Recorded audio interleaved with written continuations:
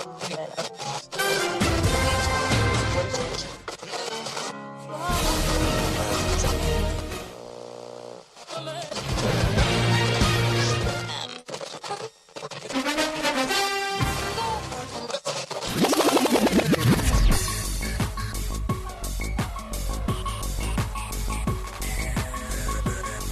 your headphones and pour your favorite beverage. It's time for the Kickin or Stickin Fantasy Football Podcast.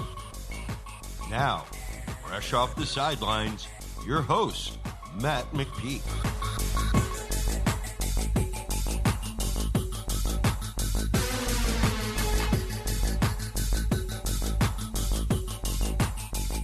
Fantasy freaks and geeks, what's up? Welcome to the Kickin or Stickin Fantasy Football Podcast, where we try to make your fantasy decisions just a little bit easier. This is the Week 6 XFL preview. Houston remains unbeaten, even after their worst game of the year. Tampa Bay and LA gave us probably the best game of the year last week with 75 total points scored. There was a bunch of turnovers. It was an awesome game. We had players dropping WWF character catchphrases while being interviewed on the sideline, defensive linemen scoring touchdowns, and even the commissioner of the league was drinking beer with the fans, contributing to the beer snake down in D.C., which, if you're a beer-drinking football fan like myself, and you're in the D.C. area, you have got to get to one of these D.C. games. They look like a lot of fun. To get to the serious side of this week with this freaking coronavirus, so far all I've seen is that Seattle and LA will play in front of an empty stadium, which will be extremely weird in all places. Seattle, where it's one of the loudest fan bases in football, but hopefully if you took the under of 10 total XFL weeks in Season 1, I'm hoping that you don't cash out. I am hoping that this is something that sticks around, and I'm really hoping we can get through the whole year. I'm going to present you the stats and the matchups like I have for the first 5 weeks here this week, just like I have, and we're going to go through it as if these games are going to be played and that the season will continue. But with all these other leagues shutting down, it's not looking good. And this is a make it or break it week for a few teams here in the XFL. Seattle and Tampa Bay both at 1-4. If they lose this week, the season's pretty much over. And for DC and New York, this is definitely a prove it week. Both teams hosting an XFL West team. Both teams coming off of a big win. So this should be a very telling week for us here. We will start with going over the betting results from Week 5. We'll get into the 4 XFL games, and then I'll drop my 3-team parlay, which I didn't hit on any of the 3 last week. I am looking like a true chump, but hopefully this week that will change. So XFL Week 5, we had 2 road dogs win. Dallas has now lost to both of the road underdogs, St. Louis in Week 1 and now New York in Week 5. New York was getting 8 points. They won the game by 18 points. New York at Dallas was one of the 3 games to go over last week. They had the lowest over-under of the week at 37, and I think the game finished at 42. Houston continued their win streak, but they could not cover the biggest spread of the season so far, 12.5 points they were given to Seattle. Seattle putting up 23 points, their highest offensive output all season. The over-under was at 45.5. It was the highest of the week, and it still went over by 10 points. Houston is just an offensive machine. But to me, the best game of the week, maybe of the year, the Sunday late night game started at 9 o'clock for us here on the West Coast. I loved it. I mean, on normal Sundays when you get games from, when they have those morning games starting at 9:30, and the night game starts at 8:30, you get football from 9 o'clock in the morning until 11 o'clock at night. Sorry. I love it, man. Give me football all day, every day. I'm a happy man. Let's see here. They hit the over of 40 by halftime, which is pretty ridiculous. They almost doubled the over-under. The total finished at 75. Tampa was getting 1 point at the beginning of the week. I think I saw it go all the way up to 3 points. And they were winning the game 21-6 at one point, but they ended up losing by 7, and Los Angeles covered. One of 2 teams, I think, last week, 2 home teams that covered. But the biggest surprise in Week 5 was the DC Defenders winning by 9 points, hosting St. Louis. With only 1 touchdown scored in the game, it stayed well under 39. DC was getting 3.5 points, but they didn't need them. They won the game outright by 9 points. So far, after 5 weeks, we got home teams are 14-6 in this league. The under is now 12-8 with last week, 3 overs, 1 under. So the under is still got the edge right now, but it's getting close. 6 home teams and 2 road dogs 6 home dogs and 2 road dogs have now won through the first 5 weeks of the XFL. The home favorite is now 4-4 against the spread. So home favorites haven't really been playing all that great against the spread. But I mean, like Houston last week, 12.5 points. Jesus, that's a lot of points, even in the XFL. And now Houston is 3-2 against the spread, but they are 4 out of 5 in games going over. So a lot of their games are going over, but they keep getting tagged with the biggest spreads of the week. So continue to play the hot hand, which is these home teams. I mean, last week New York going and beating Dallas in Dallas is definitely something that I don't think we're going to see all that often. But a lot of home teams won last week, and this week we got a couple home teams that should be okay. The first one, however, the New York Guardians hosting the Roughnecks. I'm not feeling all that great about them. It's a 47-point over-under right now. The New York Guardians are getting 6 points. New York scrapped out another win to get to 3-2 last week at Dallas. The defense forced 3 turnovers. One was a pick six. One was a fumble recovery on special teams, which led to a field goal.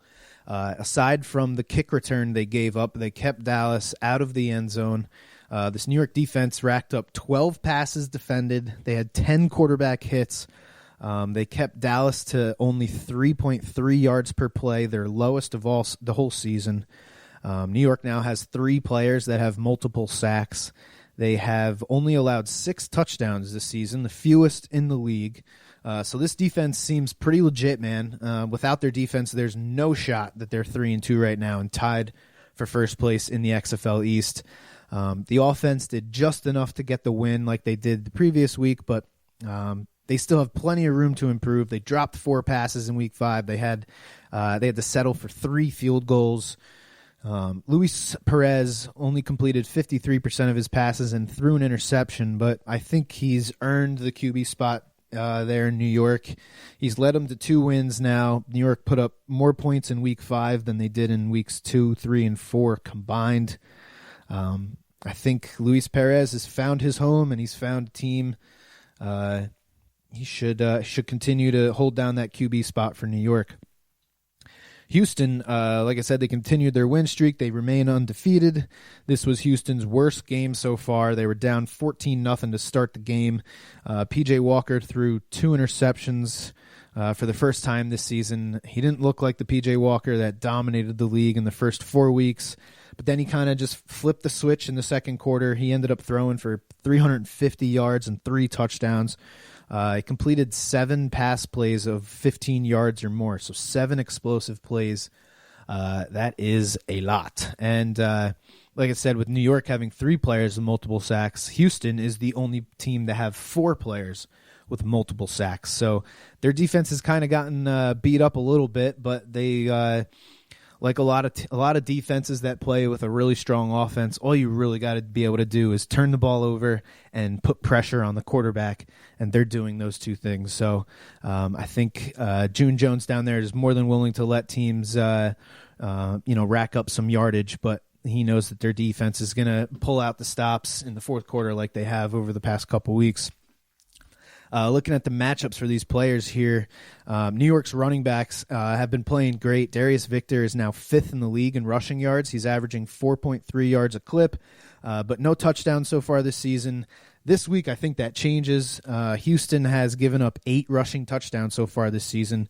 The team that's given up the next highest amount of rushing touchdowns is 5. So it is definitely a weakness of theirs. But like I said, Houston is really not all that concerned with stopping the run. They want to put pressure on your quarterback and let their team build a big lead.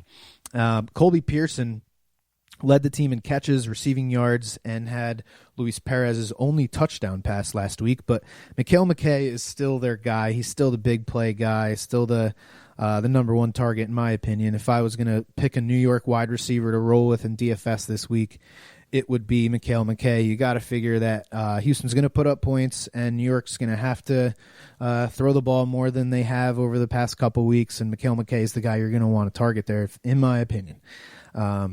80 of Colby Pearson's 95 yards all came on that one touchdown run, which I know you can't take that away from him, but at the same time, besides that, he had 4 catches for 15 yards. So, like I said, I'm going to roll with Mikhail McKay if I'm picking a New York Guardian wide receiver.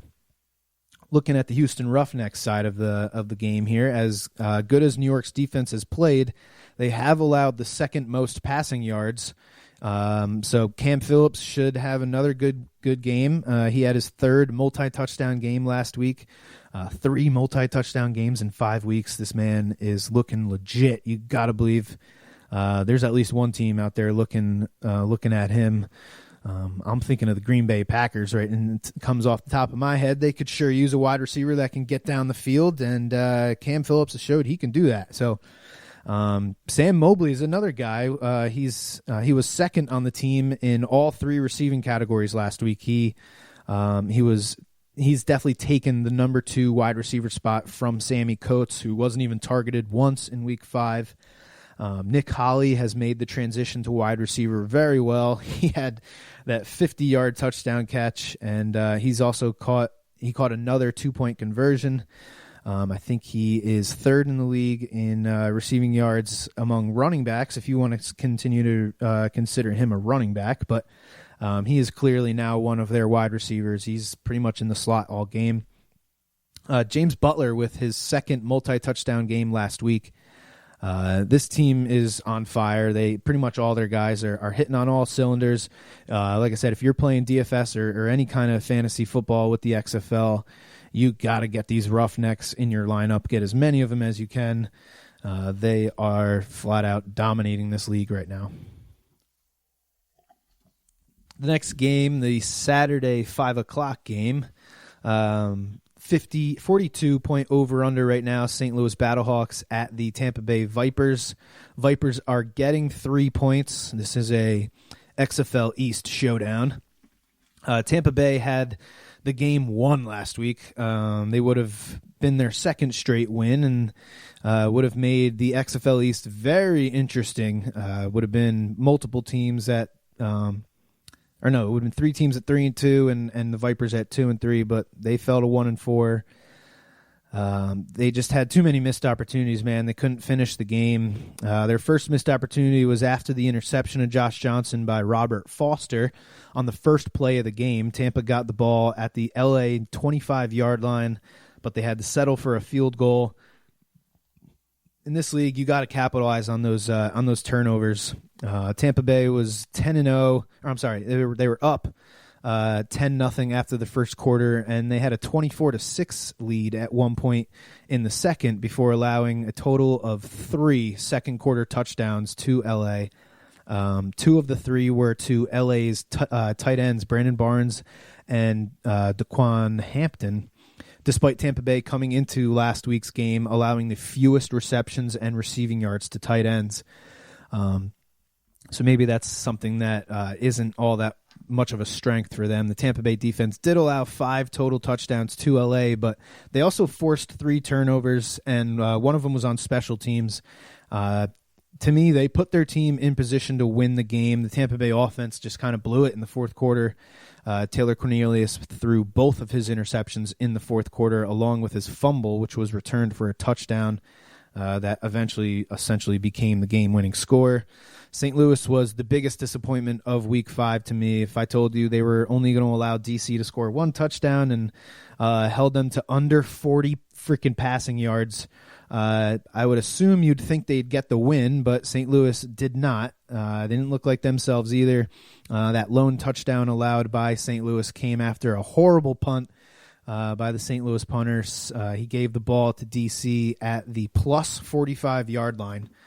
Those punts, man, I think the rule is if it doesn't travel 20 yards total, it becomes a major touchback, which means the ball comes to the plus 45-yard line. That is a killer penalty. You can't allow that, man. It's brutal. Where did I leave off in my notes here? Boom to boom to boom. They allowed 229 rushing yards in Week 5, that being St. Louis. They only allowed 236 rush yards in the first 3 weeks combined. So almost as many rushing yards allowed last week as they did in the first 3 weeks. They got absolutely gashed by the DC running game. They went into Week 5 with the best third down percentage in the league, but they had the lowest third down conversion rate in Week 5. St. Louis had 60 penalty yards. Jordan Tiamu had his lowest completion percentage of the season, and he was sacked 4 times, hit 7 times, the most he's been hit so far this season. St. Louis was just not able to protect him, and they weren't able to run the ball like they had been all season. Looking at Tampa Bay here, Jaquise Patrick injured his back last week versus Los Angeles, so keep an eye on that. If he's out, De'Veon Smith should be an absolute monster in DFS this week. He leads the league in rushing attempts and rushing yards, and he's 4th in the league in running back targets.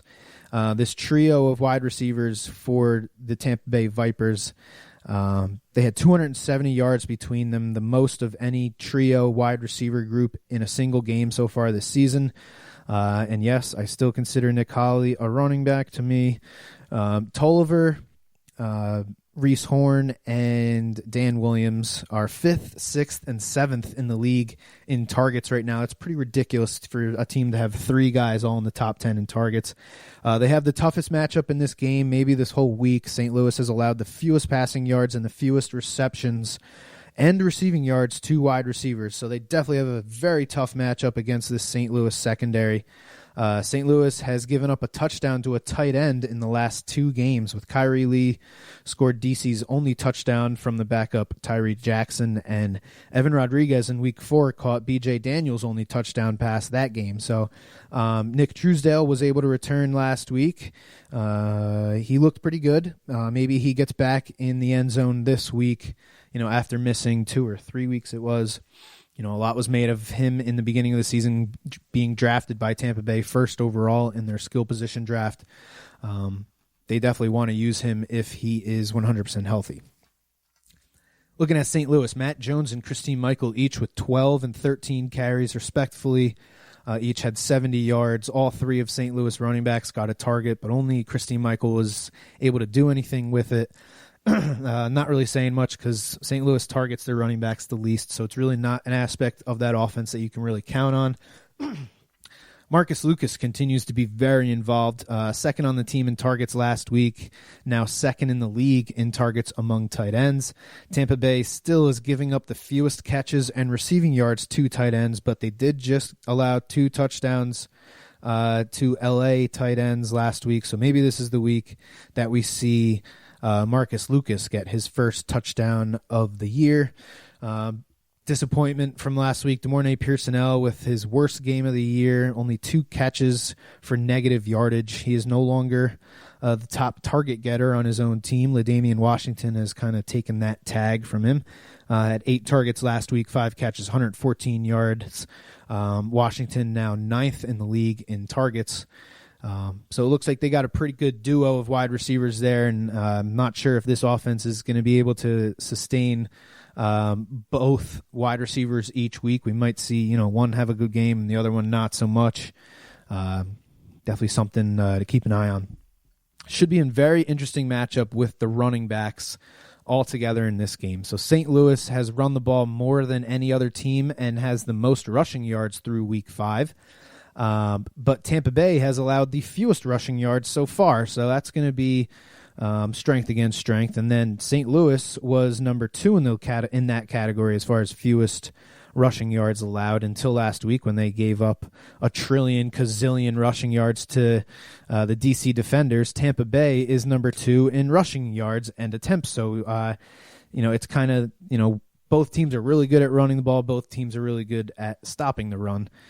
So you got to believe they're looking at what DC did last week to see if they can kind of replicate any of that. They say it all the time in the NFL. It's a copycat league. I'm sure Tampa Bay is looking at all that St. Louis game footage and saying, what did they do and how can we replicate that? Our next game here, the Sunday 4 o'clock game, Dallas Renegades visiting the DC Defenders. The Defenders are favored by 4.5, and it's a 35-point over-under right now. DC played like an entirely different team in Week 5 compared to Weeks 3 and 4. They still allowed over 170 rushing yards to St. Louis, but they kept the Battlehawks out of the end zone after allowing 9 touchdowns in Weeks 3 and 4. The DC defense showed up. They played great. They had 4 sacks last week, only 4 sacks all season going into last week. They also had 7 tackles for a loss and 7 quarterback hits. They were blitzing like madmen pretty much the whole game. They were really putting a lot of pressure on Jordan Tiamu and that St. Louis offensive line. Cardell Jones was benched after he went 3 and out on his first drive, then threw an interception on his second drive. Tyree Jackson came in and he threw a touchdown to Kari Lee on a little seam route. It was an RPO, and Jackson saw the middle of the field open up and he pulled it out of the running back's gut and made a real nice throw right on the goal line. The drive did start at the 45-yard line after, again, an atrocious kick by the St. Louis kicker. Jackson only completed 9 passes for 39 yards, but he did protect the ball. He let the running backs do all the work. Presley and DC's defense are really the reason why they won last week. Jarrell Presley joins the 100 rushing yard club with his 15 carry, 107-yard performance. He almost blew the game, though, for DC in the fourth quarter when he missed a pass protection and got his quarterback sacked with about 8 minutes left. But DC's defense and their special teams showed up at the end of the game. The defense, first they forced St. Louis to a 3-and-out, and then the special teams blocked that punt with 5 minutes left. St. Louis had one last possession, down 9 points, which is a one-score game in the XFL. And they stuffed Matt Jones on 4th and 1 from the DC 25-yard line. With 2 minutes left, Jarrell Presley got the ball 4 times, and he picked up 2 first downs, which put the game away. It was a very impressive win considering what St. Louis's defense had done to Seattle and New York the 2 weeks previous. It wasn't all that impressive when you look at what the passing game was able to do for DC, but they came in with a game plan, they executed the game plan, and they left with a W, which is all that matters. Dallas has all kinds of issues right now. Not only are they stuck playing Philip Nelson with Landry Jones' injury, but they are now down their offensive coordinator, Hal Mummy. He broke his leg on the sideline in Week 4 when he got rolled up by, I think it was Cameron Artis-Payne. He tried to call plays from the booth in Week 5, but he is definitely one of those dudes that needs to be down on the sideline. He needs to be in the thick of things. A lot of offensive coordinators are like that. So he stepped down as offensive coordinator. Jeff Jagniski takes over calling plays. It's going to be interesting to see how much of the offense changes, if any. I think Donald Parham will remain as the focal point of the offense. Lance Dunbar and Cameron Artis-Payne are going to continue to see their 4 to 6 targets a game. But Dallas is 0-3 at home right now and 2-0 on the road so far. So maybe they continue that streak here against DC and they find themselves they get themselves a road win. They get themselves another road win here in DC. Dallas's only touchdown last week came on a 97-yard kick return by Austin Walter. Their defense really didn't play as bad as the score would say. They only gave up 2 touchdowns to New York's offense. One of them was an 80-yard catch by Colby Pearson, and the other was a 1-yard rushing touchdown by Marquise Williams. which was set up by a long kick return and a couple of nice catches by Mikhail McKay. They had their first 3 opportunities. What did I write down here? Man. Oh, I'm sorry. They held their first 3 opponents to an average of 15 points a game, weeks 1 through 3, 15 points a game. Then they held Houston, the best team in the league, to only 2 touchdowns, despite Dallas's offense turning the ball over 5 times. So I'm not giving up on Dallas. I think they have a defense that's pretty good. The numbers don't really say it, but to allow 15 points or less in the first 3 weeks and then to only allow 2 touchdowns to Houston is pretty impressive to me. The DC defenders, Presley and Pumphrey, each got 15 carries last week. It was obvious that Pep Hamilton had the game plan to run the ball. This week they get Dallas, who's allowed 9 different runners to average over 4 yards per carry this season. Jarrell Presley is 5th in the league in targets among running backs, and Dallas has allowed the 2nd most receiving yards to running backs. So that sounds like a pretty nice matchup to me for Jarrell Presley. DC's 4 wide receivers, Rashad Ross, Eli Rogers, Marquise Dupree, and DeAndre Tompkins. They had 10 catches over the past 2 games combined. 4 guys, 10 catches, 2 games. That's not very good. Josh Hawkins, who got his 2nd interception last week, will most likely shut down one of these dudes. He's become Dallas's shutdown corner. But so I'm not going to play any of these DC pass catchers until I see this defender's offense actually show something in the pass game. I'm staying away from pretty much everybody but Jarrell Presley as far as DFS goes for the DC defenders. Looking at the Dallas Renegades, Flynn Nagel got 9 targets last week after averaging about 6 per game in the first 4 games. He's now tied with Eli Rogers with 30 targets for 7th most among running backs.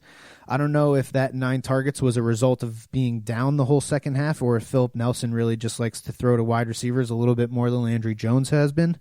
But so far in 2 games, the Dallas offense has not scored a touchdown with Philip Nelson at quarterback. DC allows the 2nd most rushing yards, so maybe with this coaching change and with the QB kind of struggling, we'll see Dallas try and feed their running backs a little bit more in this game.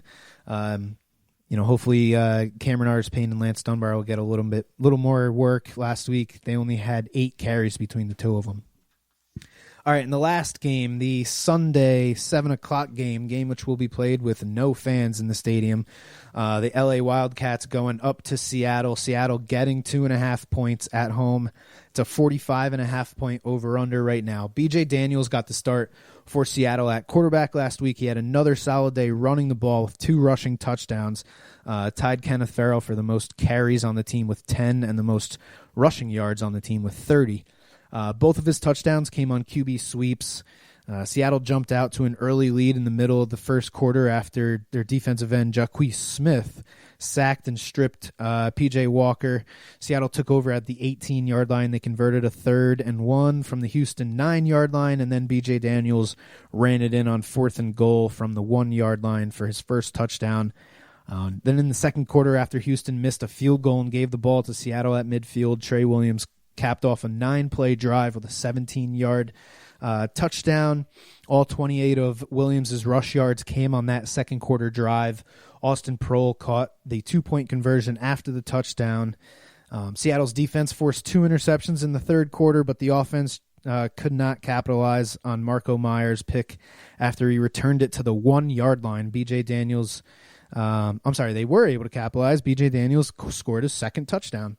I think B.J. Daniels gives Seattle their best chance to win, but with only 14 completions and 114 passing yards last week, I don't know if this offense can really keep up with some of the better offenses in the league, like this Los Angeles Wildcat offense. I think they were lucky to put up 23 points in week 5 with all the great field position they were given throughout the game. LA managed to come away from last Sunday night's game with a win thanks to Josh Johnson's 4 touchdown passes and the team's 6 total touchdowns, and also the defense's 3 fourth quarter turnovers. LA got off to a pretty rough start with 2 first-quarter turnovers plus a special teams blunder in the second that led to a touchdown. But the second quarter, LA offense came alive. They scored 3 touchdowns. Josh Johnson completed only 56% of his passes, but he did connect with 5 different pass catchers for 15 or more yards. Those explosive plays, that's where you get scores. He completed passes to 9 different guys, and he finally used his legs a little bit. He had 7 rushes for 19 yards. Not much, but it was good to see that element of his game come out a little bit. Looking here... what are the good matchups real quick? When LA gets Nelson Spruce back, they're going to have one of the best wide receiver groups by far. Trey McBride caught his 4th touchdown in only 3 games. Saheed Blacknell caught his 2nd touchdown, and Jordan Smallwood led the team in catches with 4 and receiving yards with 86.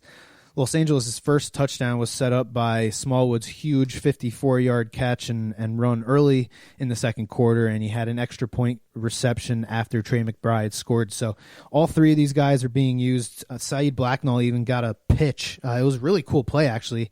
They ran a... it looked like a pitch to the strong side, and they brought Saeed in motion, and he kind of instead of tossing it to the running back, he kind of tossed it behind him to the wide receiver run in motion. It was a really cool play. It's something I haven't seen before. I bet you we'll see Andy Reid bust that out with Travis Kelce some point next season. So yeah, I mean when Nelson Spruce comes back, this offense is going to really take off, I think, especially if they can keep Montez Carter healthy. Looking at Seattle, Austin Proehl was the only Seattle player with a reception of over 9 yards last week. So that just shows how much they are not pushing the ball down the field. It's all just dink and dunk and letting B.J. Daniels, run the ball a little bit. Keenan Reynolds with another game with only 1 catch and only 4 yards. I think B.J. Daniels at quarterback really hurts Reynolds the most. Los Angeles has allowed the most touchdowns this season, and Seattle is going home where they got their only win so far this season. So it's not all doom and gloom for the Seattle Dragons, but Seattle tight ends have a great matchup this week, but the running backs have the best. Los Angeles has given up the most catches and the most receiving yards to running backs. They kind of funnel all the targets to the middle of the field. So I wouldn't be surprised if the tight ends and the running backs see the majority of the targets in this game. I think Kenneth Farrell will catch his fair share of balls this week, so maybe he's one of those cheaper running backs that you can play in FanDuel or DraftKings. All right, real quick here, I'm going to give you my Week 6 3-team parlay. I'm taking St. Louis at Tampa Bay under 42 points. These are the 2 best defenses in the league. They're also the 2 teams that run the ball the most in the league, which equals a shorter game. St. Louis is coming off of that embarrassing loss to D.C. in which they only scored 6 points. Tampa Bay did just put up 34 points in Los Angeles, but these 2 teams both average 19.5 points per game. So I'm going to roll with the defenses and take the under here. The next one is Dallas at D.C., under 35 points. That's kind of the theme this week for me. These 2 offenses are both struggling right now. We're going to see at least 1 backup quarterback, possibly 2, playing in this game. Saw Cardell Jones get benched last week. We don't know who's going to be the starter there. His replacement, like I said, only threw for 39 yards. That being Cardell Jones. So in 2 games started this year, Philip Nelson is yet to lead the Renegades to a touchdown drive. They've scored a combined 21 points in the last 2 games, and 6 of those 21 came on a kick return. So really they've only put up 15 offensive points in 2 games with Philip Nelson at quarterback. Plus Dallas is now dealing with this whole offensive coordinator situation with Hal Mumme stepping down. So I think these are 2 offenses that are really struggling right now. I think this is going to be a really ugly game. So I'm going to take under 35 points in the Dallas at DC game. And the last game I'm taking here, LA at Seattle. I'm taking the home team under 21.5 points. If you're a FanDuel Sportsbook bettor, if you're not familiar with the home and away team over-unders, when you're looking at the list of the XFL games underneath the 3 options for each game, you see more wagers. Go ahead and tap that more wagers, and you'll see the alternate spreads and home team and away team over-unders. Seattle so far this season has put up 19 points, 17 points, 12, 16, and then 23 points last week. So 4 straight weeks of under 20 points, and then last week 23 points. And last week when they scored those 23 points, the average starting field position on their 3 touchdowns was the Houston 25-yard line. So, I mean, how much can you really get behind that offense, considering all 3 of their touchdown drives pretty much started in the plus territory and deep in the plus territory. They got a sack strip fumble, a Houston missed field goal, and an interception return to the 1-yard line. So I'm not giving that offense all that much credit. I think LA can jump out to a lead and force Seattle and BJ Daniels to throw the ball, which is something they do not want to do. And I think all around they will struggle to put up points unless their defense continues to set them up with excellent field position, which I don't think is something they can really count on. So that's my Week 6 3-team parlay. I know I haven't hit on any of them this week. It's probably annoying. Probably don't even listen to this segment of the show, but if you are, I appreciate it. I'm rooting for it, and I really hope that this week continues. I really hope we don't see this league get shut down like all the other major leagues are doing right now. So thank you for listening to this week's episode. I appreciate you tuning in. Make sure you check us out next week as we will break down what we see this week in Week 6 and what's coming up for Week 7. Can't believe half of the season is already over for this startup league here of the XFL. I'm really enjoying it. I hope you guys are too. And as always, may the fantasy gods be cruel to your opponents. You have been listening to the Kickin' or Stickin' Fantasy Football Podcast. For more great episodes and information, follow us on social media and tune in every week. Kickin' or Stickin' is available on Google Podcasts, iTunes, iHeartRadio, Spotify, Alexa, Reach.tv, or your favorite podcast service. Kickin' or Stickin' is a proud member of the HC Universal Network family of podcasts. To find out more about this and other great shows on our network, visit us online at hcuniversalnetwork.com today. Fantasy football is fun, but gambling addiction destroys lives. If you or someone you love suffers from gambling addiction, please do not be afraid to seek help. The National Council on Problem Gambling operates the National Problem Gambling Helpline Network. Contact them today at 1-800-522-4700. Thank you for tuning in to the Kickin' or Stickin' Fantasy Football Podcast. Please remember to play responsibly and always look for your man downfield.